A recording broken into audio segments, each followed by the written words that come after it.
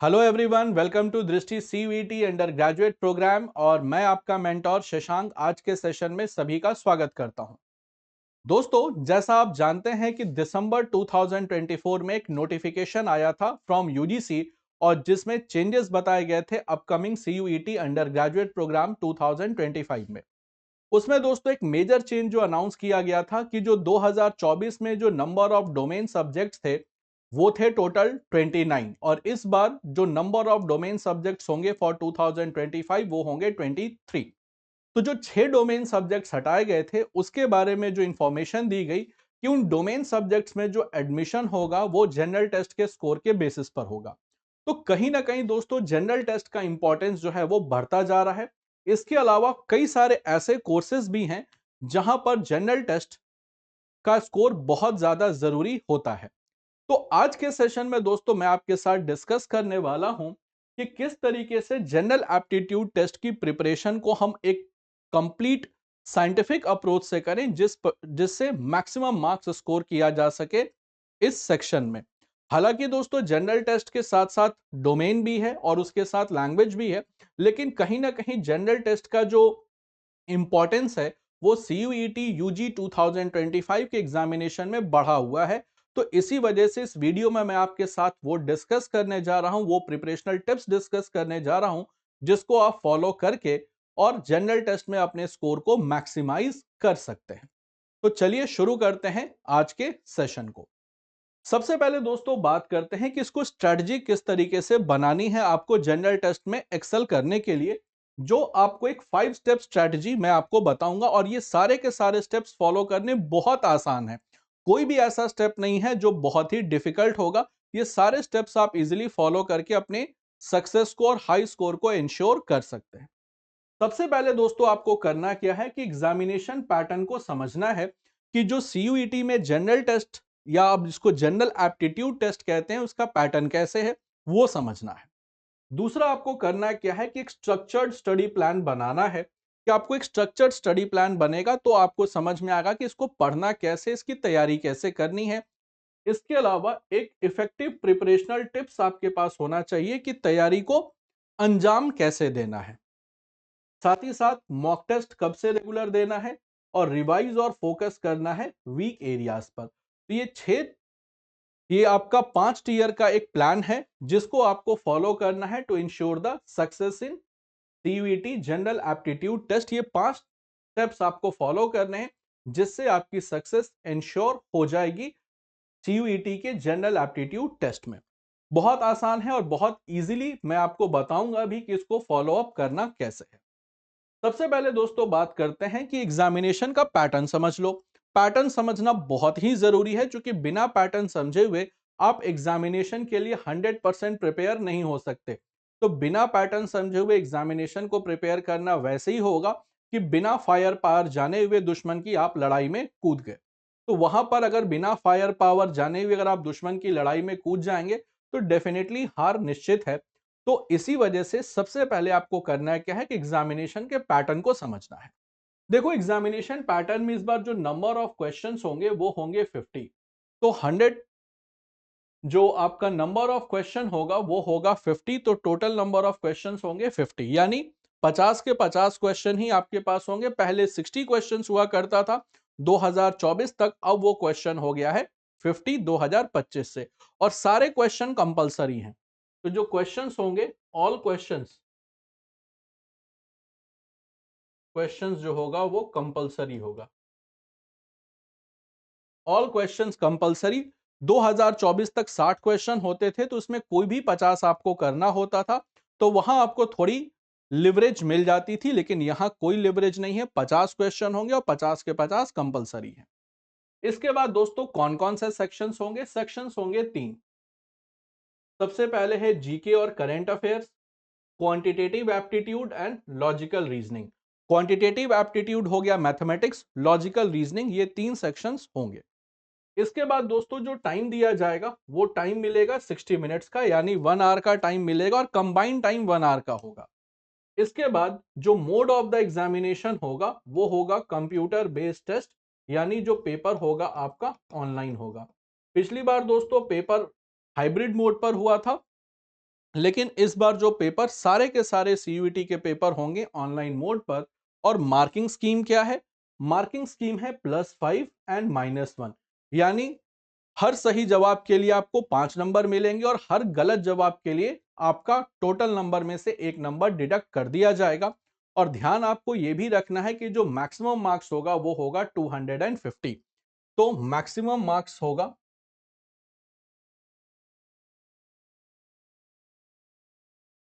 Maximum marks होगा 250।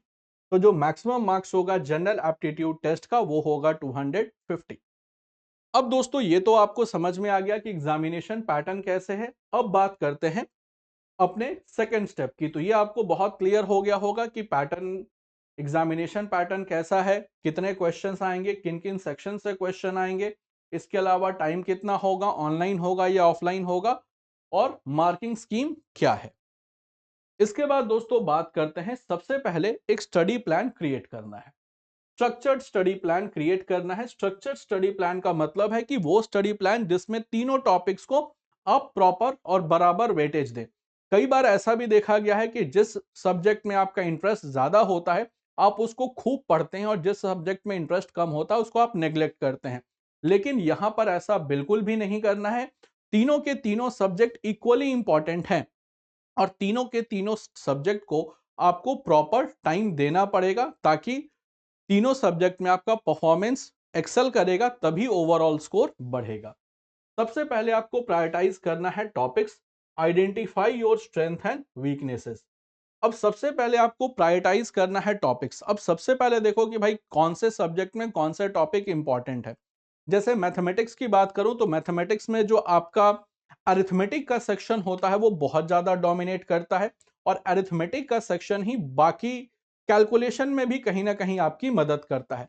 तो arithmetic के सेक्शन को अच्छे से पढ़ना है। इसके साथ साथ डेटा इंटरप्रिटेशन भी आता है। 1 से 2 क्वेश्चन डीआई का होगा, तो डीआई को भी नेग्लेक्ट नहीं करना।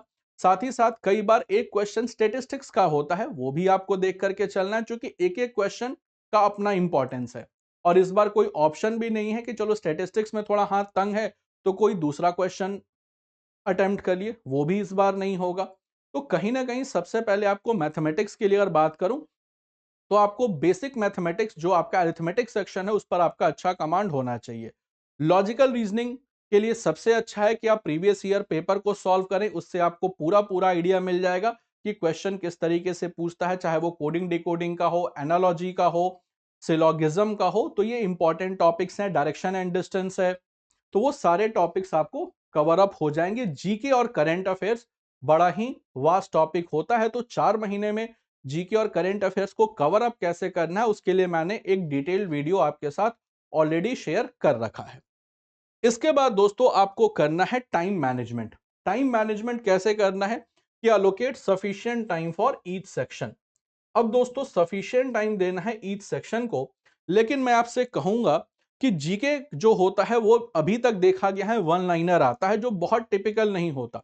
तो आप एक काम ये कर सकते हैं कि 60 मिनट का पेपर है, 60 मिनट का पेपर है, तो आपको करना क्या है कि कम से कम जो 20 मिनट मैथमेटिक्स को देना ही देना है। तो 20 मिनट देना है मैथमेटिक्स को, चूंकि मैथमेटिक्स में 20 से 25 मिनट आप दे सकते हैं, क्योंकि मैथमेटिक्स जो होता है वो ट्रिकी भी होगा, और कहीं ना कहीं आपका जो रेशियो प्रोपोर्शन लगा करके क्वेश्चन को सॉल्व करना हो, परसेंटेज लगा करके क्वेश्चन को सॉल्व करना हो, तो अभी आपने इन सब चीजों में जो कॉम्पिटिशनल मैथमेटिक्स होता है उसकी प्रैक्टिस बहुत ज्यादा नहीं की होगी। तो इन प्रैक्टिसेस को जब आप अरिथमेटिक सेक्शन का करेंगे तो धीरे धीरे स्पीड आपकी डेवलप हो जाएगी। उस तरीके से आप क्वेश्चन में परसेंटेज, रेशियो, प्रोपोर्शन को लगाना आप सीख जाओगे। तो कम से कम आपको देनी है 25 मिनट मैथमेटिक्स को। इसके बाद दोस्तों बचता है रीजनिंग। इसके बाद आता है रीजनिंग। तो सबसे पहले आपने करा क्या कि 25 मिनट दे दिया मैथमेटिक्स को। इसके बाद आता है रीजनिंग। रीजनिंग को आपको कितना देना है? तो रीजनिंग को देखो, अब रीजनिंग में भी है कि अभी तक आपने जो रीजनिंग पढ़ा है स्कूल लेवल पर, तो जनरली रीजनिंग को बहुत इफेक्टिवली पढ़ाया नहीं जाता। लोग कंपटीशन बेसिस के लिए पढ़ते हैं, तो डायरेक्शन एंड डिस्टेंस, सिलोगिज्म में थोड़ा टाइम लग जाता है और क्वेश्चन पढ़ने में भी समय लगता है। तो कम से कम उसमें आपको देना है 20 मिनट। तो 20 मिनट आपने दिया रीजनिंग को, 25 मिनट दिया मैथमेटिक्स को। तो हो गए आपके पास 45 मिनट। अब बचा हुआ जो 15 मिनट है दोस्तों, उसमें आपको करना क्या है कि कम से कम 12 मिनट देना है जीके को। जीके मैं इसलिए कह रहा हूं 12 मिनट देने के लिए, क्योंकि जीके में कई बार होता है क्या है कि क्वेश्चन स्ट्रेट फॉरवर्ड होता है, या तो आपको आता है या तो आपको नहीं आता। कुछ एक क्वेश्चन में हो सकता है कि आपको हल्का फुल्का डाउट रहा। अब हल्का फुल्का डाउट रहा तो उसको आप वाइल रिवाइजिंग द थिंग्स आप कवर अप कर सकते हैं। तो यहां पर आपको देना है 12 मिनट जीके को। तो बच गया 3 मिनट, यानी टोटल आपके 57 मिनट्स हो गए, 3 मिनट बचा। अब उस 3 मिनट में आपको करना क्या है कि फटाफट से कोई क्वेश्चन आपका डाउटफुल है जिसके बारे में आपको लग रहा है कि आप 50-50 पर हैं, 60-40 पर आप श्योर हैं, तो उन क्वेश्चन को आप हैंडल कर लो। और एक फटाफट से एक क्विक रिकैप कर लो पेपर का कि कोई ऐसा क्वेश्चन तो नहीं है जो छूट गया हो। तो वहां पर आपको ये लास्ट के 3 मिनट बहुत फायदा करेगा। तो यहां पर दोस्तों आप इस स्ट्रेटजी को फॉलो करते हैं तो कहीं ना कहीं आप अपना टाइम मैनेज कर पाओगे। तो इसमें आपको 25 मिनट देने हैं मैथमेटिक्स को, उसके साथ 20 मिनट देना है रीजनिंग को, 12 मिनट देना है जीके को, और 3 मिनट आपको रखने हैं रिवीजन और फाइनल क्वेश्चंस को देखने के लिए कि किसी क्वेश्चन में आप अगर श्योर हैं या 50-50 है, 60-40 है, तो उसको आप हैंडल कैसे करेंगे। तो इस स्ट्रैटेजी को दोस्तों आप अपना सकते हैं। हालांकि ये मैंने इस स्ट्रैटेजी को फिगर आउट किया है मैक्सिमम स्टूडेंट्स के साथ बातचीत करते हुए, मैक्सिमम स्टूडेंट्स के कंसर्न को समझते हुए। इसको आप अपने हिसाब से भी टाइम को मॉडिफाई कर सकते हैं। जो सेक्शन आपका ज्यादा स्ट्रांग है उसको आप कम समय में कोशिश करिए सॉल्व करने की, और जिस सेक्शन में थोड़ा हाथ तंग है उसमें थोड़ा आप टाइम ले सकते हैं। तो इसके बाद आपने इफेक्टिव टाइम मैनेज भी कर लिया। इसके बाद दोस्तों जो नेक्स्ट स्टेप है वो है इफेक्टिव प्रिपरेशनल टिप्स, यानी अब तैयारी करनी है तो कैसे कैसे करनी है। सबसे पहले दोस्तों आपको जनरल नॉलेज और करंट अफेयर्स अपने आप में बड़ा ही वास्ट टॉपिक होता है, क्योंकि इसमें बहुत कुछ चीजें हैं पढ़ने के लिए और बहुत सारी चीजें हैं दिमाग में रखने के लिए। तो आपको करना क्या है कि सबसे पहले कॉन्सेप्ट बिल्डिंग पर फोकस करना है, सोशल साइंस और साइंस के सब्जेक्ट का। तो सोशल साइंस के सब्जेक्ट का और साइंस के सब्जेक्ट्स का आपको कॉन्सेप्ट बिल्डिंग पर फोकस करना है। इसके लिए आप नोट्स प्रिपेयर कर सकते हैं, अपने शॉर्ट नोट्स बनाइए, तो उससे भी आपको बहुत ज्यादा फायदा मिलेगा। सोशल साइंस में आपका आ गया, हिस्ट्री आ गई, कॉन्स्टिट्यूशन, जनरली सिविक्स नहीं पूछा जाता, पॉलिटी में कॉन्स्टिट्यूशन पूछते हैं, कॉन्स्टिट्यूशन हो गया। इसके अलावा इकोनॉमी हो गई, ज्योग्राफी हो गया। फिर से साइंस में आपका बेसिक साइंस पूछा जाता है, फिजिक्स केमिस्ट्री बायो, और थोड़ा बहुत क्वेश्चन टेक्नोलॉजी का कभी कभार आ जाता है। तो वो सेक्शन हो गया। और आपको लास्ट 6 to 8 मंथ के करंट अफेयर्स को रिवाइज और ब्रशअप करना है। तो मैं मल्टीपल टाइम्स हमेशा अपने रेगुलर सेशंस में कहता हूं कि भाई नोट्स प्रिपेयर करो, करंट अफेयर्स के नोट्स बनाओ, ताकि ये आपको रिवीजन के टाइम में बहुत ज्यादा मदद करेंगे, रिवीजन के टाइम में आपके लिए बहुत ज्यादा हेल्पफुल होगा। तो आप नोट्स के जरिए करंट अफेयर्स को प्रिपेयर कर सकते हैं। दूसरा है दोस्तों logical reasoning, practice question from previous year papers. Logical reasoning के लिए दोस्तों आपको प्रीवियस ईयर का पेपर ही सबसे अच्छा तरीका है कि इससे आपको पता चल जाएगा कि कौन कौन से सेक्शन से क्वेश्चन लगातार आता है, प्लस उसका डिफिकल्टी लेवल क्या है। तो कौन से सेक्शंस इंपॉर्टेंट हैं और उन क्वेश्चंस का डिफिकल्टी लेवल क्या है, ये आपको पता चल जाएगा लॉजिकल रीजनिंग में जब आप प्रीवियस ईयर क्वेश्चन को प्रैक्टिस करोगे। उसके बाद दोस्तों क्वांटिटेटिव एप्टीट्यूड यानी मैथमेटिक्स की बात करें तो brush up the core concept of fundamentals of mathematics. अब brush up the core concept of the fundamental का पहला मतलब है कि अरिथमेटिक को ब्रश अप करो। अरिथमेटिक दोस्तों जैसे परसेंटेज है, प्रॉफिट एंड लॉस है, इसके अलावा आपका रेशियो एंड प्रोपोर्शन है, एवरेज है, मिक्सचर एंड एलिगेशन है। तो ये ऐसे टॉपिक्स हैं जो बहुत आसानी से बन जाता है। अब आपको वो मेथड यूज नहीं करना है जो लीनियर इक्वेशन में स्कूल में पढ़ाया जाता था, जिसमें आप let the number is x मान करके क्वेश्चन को सॉल्व करते थे। नहीं, अब आपको स्मार्ट वे में प्रिपेयर करना होगा कि क्वेश्चन को रेशियो प्रोपोर्शन से सॉल्व कर लिए, परसेंटेज से सॉल्व कर लिए, या मिक्सचर एंड एलिगेशन लगा करके किसी क्वेश्चन को एलिगेशन मेथड से सॉल्व किए, एवरेज निकाल करके सॉल्व कर लिए। और ऑप्शंस भी एलिमिनेट करना सीखना होगा कि बहुत सारे ऐसे क्वेश्चंस भी मैथमेटिक्स के होंगे जिनको आप सॉल्व करने जाओगे तो बहुत टाइम लगेगा, लेकिन उन्हीं क्वेश्चंस को आपने ऑप्शंस की मदद से सॉल्व कर लिया तो बहुत जल्दी सॉल्व हो जाएगा। तो इसके लिए सबसे अच्छा तरीका है कि आपका फंडामेंटल ऑफ द मैथमेटिक्स वो बहुत स्ट्रांग होना चाहिए, तभी आप क्वेश्चन को इजीली सॉल्व कर पाओगे मैथमेटिक्स में। अब वो पुराना सिस्टम जो आपने स्कूल में पढ़ा है, वो सिस्टम यहां काम नहीं करेगा, क्योंकि क्वेश्चंस काफी हैं और बनाने का समय बहुत कम है। तो इसी वजह से आपको अब स्मार्ट अप्रोच लेना पड़ेगा। अब इसमें दोस्तों आपको सबसे इंपॉर्टेंट है एक सही स्टडी मटेरियल की, कि बिना सही स्टडी मटेरियल के आपकी तैयारी मुकम्मल नहीं हो सकती। तो दोस्तों हम आपको लिए लेकर के आ रहे हैं जो जनरल एप्टीट्यूड टेस्ट के बुक्स हैं, जो complete guide for CUET under graduate exam general test का। इस बुक में दोस्तों आपको सारे टॉपिक्स मिलेंगे, चाहे वो जीके का टॉपिक हो, मैथमेटिक्स का टॉपिक हो, रीजनिंग का टॉपिक हो, प्लस टॉपिक है, क्वेश्चंस हैं और उनका डिटेल सॉल्यूशन है। तो ये अपने आप में कंप्लीट गाइड है जो आपको हर तरीके से मदद करेगी। सिर्फ इसमें चैप्टर्स और उसका डिस्कशन नहीं है, इसके साथ साथ क्वेश्चंस भी हैं, और क्वेश्चन का विथ सॉल्यूशन आंसर है। ऐसा नहीं कि सिर्फ हमने आंसर लिख दिया, उसका प्रॉपर सॉल्यूशन है, ताकि आप उसको अच्छे से समझ जाओ और फिर एग्जामिनेशन में अपीयर करो। और ये दोस्तों दोनों लैंग्वेजेस में अवेलेबल है, इंग्लिश में भी अवेलेबल है, हिंदी में भी अवेलेबल है। तो जिस लैंग्वेज में भी आप कंफर्टेबल हो, और ये आप बुक यूज कर सकते हैं। बहुत ही डिटेल्ड रिसर्च के द्वारा इस बुक को फाइनली प्रिपेयर किया गया है, और ये हमारी जितनी भी मेजर ई कॉमर्स वेबसाइट हैं, जैसे अमेजन है, फ्लिपकार्ट है, उस पर भी अवेलेबल है, और आप दृष्टि के वेबसाइट पर भी जाकर के बुक परचेस कर सकते हैं। तो जहां से भी आपको सहूलियत हो, आप बुक परचेस कर सकते हैं।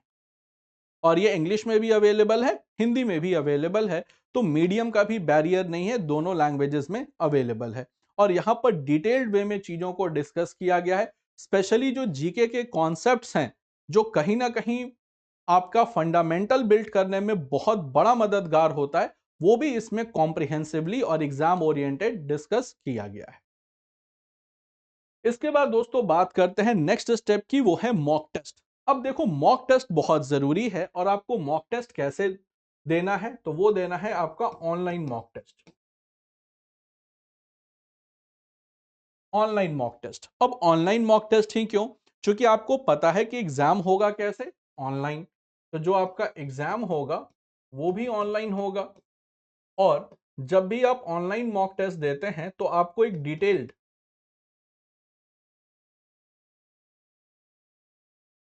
समरी मिलता है आपके परफॉर्मेंस का। डिटेल समरी मिलता है परफॉर्मेंस का। फॉर एग्जांपल, जैसे आपने एक क्वेश्चन को सॉल्व करने में कितना टाइम लिया, उसी टेस्ट के टॉपर ने उस क्वेश्चन को कितनी देर में सॉल्व किया, कितनी देर में आप क्वेश्चन सॉल्व कर पा रहे हैं, कितने क्वेश्चंस आपके मिस हो गए, कितने क्वेश्चन को आपने सही आंसर किया। तो एक डिटेल्ड रिपोर्ट जो बनता है वो ऑनलाइन टेस्ट में बन जाता है। और अब एग्जामिनेशन भी ऑनलाइन होना है, तो ऑफलाइन टेस्ट देने का कोई लॉजिक बनता नहीं है। दूसरा, सबसे बड़ी बात है दोस्तों, कि आप में से बहुत सारे स्टूडेंट्स का ये लाइफ का पहला ऑनलाइन एग्जामिनेशन होगा। इसके पहले आपने ऑनलाइन एग्जाम कॉम्पिटिटिव वे में नहीं दिया होगा। तो जब आप मॉक टेस्ट देंगे, तो आपकी एक प्रैक्टिस भी हो जाएगी कि रियल एग्जामिनेशन में आपको किस तरीके से पेपर को अटेम्प्ट करना है। कई सारे स्टूडेंट्स को यही पता नहीं होता कि पेपर ऑनलाइन में अटेम्प्ट किया कैसे जाता है, अगर वहां पर डिफरेंट सिंबल्स बने होते हैं उनका मतलब क्या है, और किस तरीके से एग्जामिनेशन कंडक्ट होता है, टाइमर कहां चलता रहता है, ताकि आप ये भी देख सकें कि how much time is left with you. तो ये सारी की सारी जो टेक्निकलिटीज हैं ऑनलाइन एग्जामिनेशन की, वो आप एग्जामिनेशन हॉल में जाके बिल्कुल मत देखिए, उसको आप practice, online mock test practice के जरिए आप उसको सॉर्ट आउट कर सकते हैं, और वो उन सारी डिटेल बारीकियों को समझ सकते हैं जो ऑनलाइन टेस्ट देने के लिए जरूरी है। अब दोस्तों इसका फायदा होगा कि आपको एग्जामिनेशन कंडीशन का सिमुलेटर होगा, कि जैसे एग्जामिनेशन में आपका कंडीशन होगा, ठीक वैसे ऑनलाइन मॉक टेस्ट में भी कंडीशन होगा। और आपको एक डिटेल्ड एनालिसिस रिपोर्ट मिल जाएगी आपके परफॉर्मेंस का, कि आपने टेस्ट में परफॉर्मेंस कैसा किया है, और कौन कौन से एरियाज में सुधार करने की जरूरत है। इसके बाद दोस्तों जो नेक्स्ट इंपॉर्टेंट काम करना है, वो है revise and focus on weak areas. अब देखो ऐसा तो तभी आपको आपका वीक एरिया पता चलेगा जब आप बहुत ज्यादा टेस्ट लगाओगे, तो इससे आपको आइडिया मिल जाएगा कि मेरा स्ट्रॉन्ग एरिया कौन सा है, वीक एरिया कौन सा है। तो सबसे पहले दोस्तों आपको करना है, आइडेंटिफाई करना है weak areas, and spend more time on challenging topic. और हर सब्जेक्ट के कुछ ना कुछ चैलेंजिंग टॉपिक हैं। जैसे मैं मैथमेटिक्स की बात करूं तो डीआई बड़ा चैलेंजिंग होता है, क्योंकि उसमें किसी क्वेश्चन में परसेंटेज निकालना है, किसी में रेशियो निकालना है, किसी में नंबर्स एंड फिगर्स है, तो वो बड़ा चैलेंजिंग होता है। हाइट एंड डिस्टेंस के क्वेश्चन जो ट्रिगोनोमेट्री के होते हैं वो बड़े चैलेंजिंग होते हैं, तो वहां पर आपको इसका बहुत फायदा मिलेगा। दूसरा, रिवाइज करना है कॉन्सेप्ट्स को, तो रेगुलरली रिवाइज द कॉन्सेप्ट्स। तो जो भी आपने जीके के कॉन्सेप्ट्स बनाए हैं, चाहे वो सोशल साइंस का हो, साइंस का हो, उसको आप रिवाइज करो रेगुलर बेसिस पर, रेगुलर बेसिस पर, और रिवाइज करो थ्रू नोट्स जो आपने प्रिपेयर किया है। ये रिवीजन करना है थ्रू नोट्स।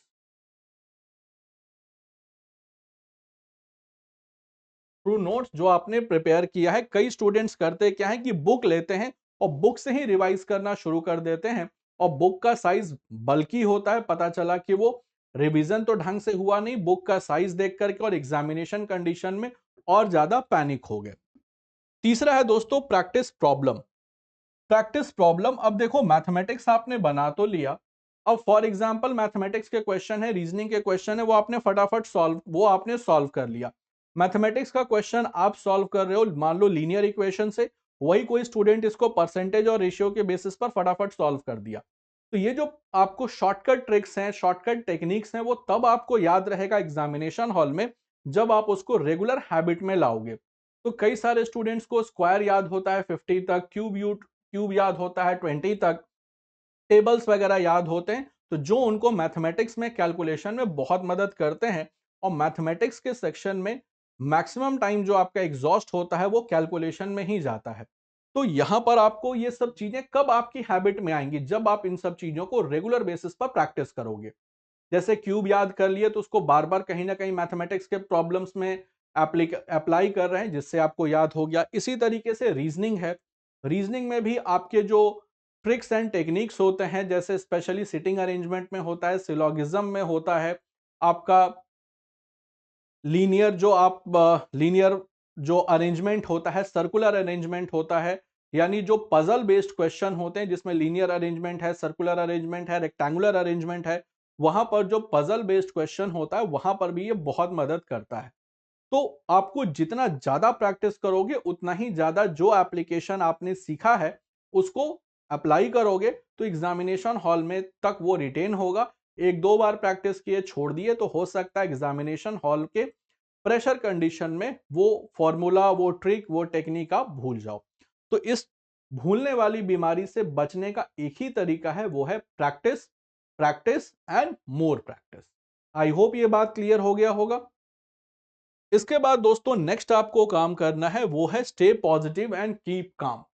अब कई सारे स्टूडेंट्स होते हैं कि जैसे जैसे एग्जामिनेशन नजदीक आता है उनका कामनेस खत्म होने लगता है। बोर्ड एग्जाम क्लास 12th का खत्म होगा, फटाफट से सीयूईटी का पेपर शुरू हो जाएगा। तो सबसे बड़ा मोटिवेशन होता है कि अब किस तरीके से इनको बैलेंस करके रखें, अपने आप को पॉजिटिव और अपने आप को काम कैसे बनाए रखें। ऐसा नहीं कि पूरा का पूरा आप इतना टेंस हो गए जिसकी वजह से आपके हेल्थ पर एडवर्स इफेक्ट पड़ा और आपका परफॉर्मेंस डाउनग्रेड हो गया।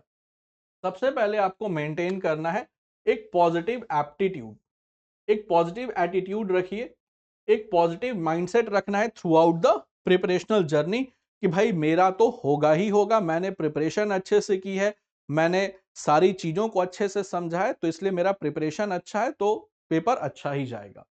नेक्स्ट है दोस्तों एडिक्वेट स्लीप, ये बड़ा ही जरूरी है जो सबसे नेग्लेक्टेड है। कई सारे स्टूडेंट्स करते क्या है कि उनको इतना ज्यादा टेंशन हो जाता है कि उनकी नींद ही गायब हो जाती है, और वो पूरा का पूरा जब दिन में उठते भी हैं तो बहुत थका थका अपने आप को महसूस करते हैं। तो आपको कम से कम 6 घंटे तो जरूर सोना चाहिए। ऐसा नहीं कि 10 घंटे 12 घंटे सो रहे, 6 घंटे की नींद सही है। और उस समय जब आप सोएं तो सामने कोई फोन या कुछ ऐसा कुछ ना रखें जिससे आपका माइंड डिस्ट्रैक्ट हो, तो कंप्लीट नींद लीजिए ताकि आपका जब आप अगले दिन उठो तो आपका माइंड रिलैक्स हो और स्ट्रेस फ्री रहे। तीसरा है दोस्तों हेल्दी डाइट। हेल्दी डाइट हमेशा इंपॉर्टेंट होता है। आपको ऐसी डाइट लेनी है जो न्यूट्रिशियस हो। इस समय जंक फूड वगैरह अवॉइड करिए, पिज्जा, बर्गर, नूडल्स कभी कभार हो गया तो ठीक है, बट इसको रेगुलर हैबिट नहीं बनाना। और साथ ही साथ आपको थोड़ा बहुत एक्सरसाइज भी करते रहना है। थोड़ा बहुत एक्सरसाइज, बहुत हेवी एक्सरसाइज नहीं, कम से कम इतना एक्सरसाइज जिससे आपकी बॉडी फ्री रहे, ताकि लॉन्ग आवर्स के सिटिंग के दौरान भी आपको कोई हेल्थ कंसर्न्स ना हो। और अपनी प्रिपरेशनल जर्नी के दौरान दोस्तों कोशिश करिए कि आप ऐसे लोगों से मिलो जो आपको मोटिवेट करते हो, जो आपको इनकरेज करते हो। ऐसे लोगों से, स्पेशली जो डिमोटिवेट टाइपर हो, जो डिमोटिवेट करते हो या आपको हमेशा हार्डशिप्स बताते हो, आपकी कमियां गिनाते हो कि तुम में ये चीज नहीं है, वो चीज नहीं है, जिसकी वजह से तुम इंडिया के टॉप नॉच यूनिवर्सिटीज में नहीं पढ़ पाओगे, ये बहुत टफ एग्जामिनेशन है, बहुत सारे कैंडिडेट देते हैं, नंबर ऑफ यूनिवर्सिटीज बहुत कम है, ये बहुत ही टीडियस टास्क है। इस टाइप के जो कहने वाले लोग हैं, चाहे वो आपके रिलेटिव हों या आपके कजिन हो या आपके फ्रेंड्स हों, उनसे दूरी बना करके रखिए टिल द एग्जामिनेशन।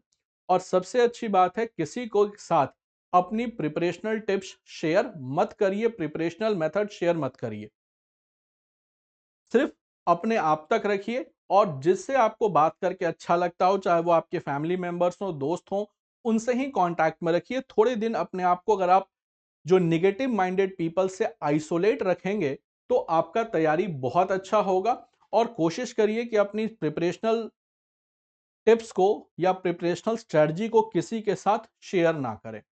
कई बार ऐसा होता है दोस्त कि कोई आपसे, आप ही का फ्रेंड प्रिपरेशनल टिप्स पूछ लेता है, आपने उसको बता दिया और उसी ने उसको अप्लाई किया और उसके नंबर अच्छे आ जाते हैं। तो थोड़ा सा जब आप प्रिपरेशन करें तो आप थोड़ा अपने आप को सेल्फ कंफर्म रख सकते हैं। हर चीज सभी के साथ शेयर करने की कोई जरूरत नहीं है। तो दोस्तों, यहां तक मुझे उम्मीद है कि चीजें आपको समझ में आ गई होंगी और आपको यह भी समझ में आ गया होगा कि किस तरीके से जनरल एप्टीट्यूड टेस्ट की तैयारी हम कम समय में करें, एक स्ट्रेटेजिक अप्रोच के साथ, ताकि मैक्सिमम मार्क्स इस पर्टिकुलर सब्जेक्ट में गेन कर सकें। और आप ध्यान रखना दोस्त, धीरे धीरे करके जीटी का इंपॉर्टेंस बढ़ता भी जा रहा है, क्योंकि आप देखोगे कि मल्टीपल अच्छे कोर्सेज में, प्रोफेशनल कोर्सेज में, अच्छी यूनिवर्सिटीज के जीटी जरूर मांगता है, या इसको आप आज कहते हो जीएटी, जनरल एप्टीट्यूड टेस्ट की जरूर डिमांड रहती है। तो यहां पर मैंने आपके साथ एक शेयर किया ऐसी प्रिपरेशनल टिप्स जिसको आप आसानी से फॉलो कर सकते हैं। इसमें ऐसा कोई भी स्टेप नहीं है जो बहुत ही टफ हो या जिसको फॉलो प्रैक्टिकली नहीं किया जा सके। ये सारे के सारे स्टेप्स ऐसे हैं जिसको आप प्रैक्टिकली फॉलो कर सकते हैं और जनरल एप्टीट्यूड टेस्ट में अच्छे स्कोर ला सकते हैं। तो दोस्तों, आज के सेशन में बस इतना ही। मिलेंगे अपने नेक्स्ट सेशन में।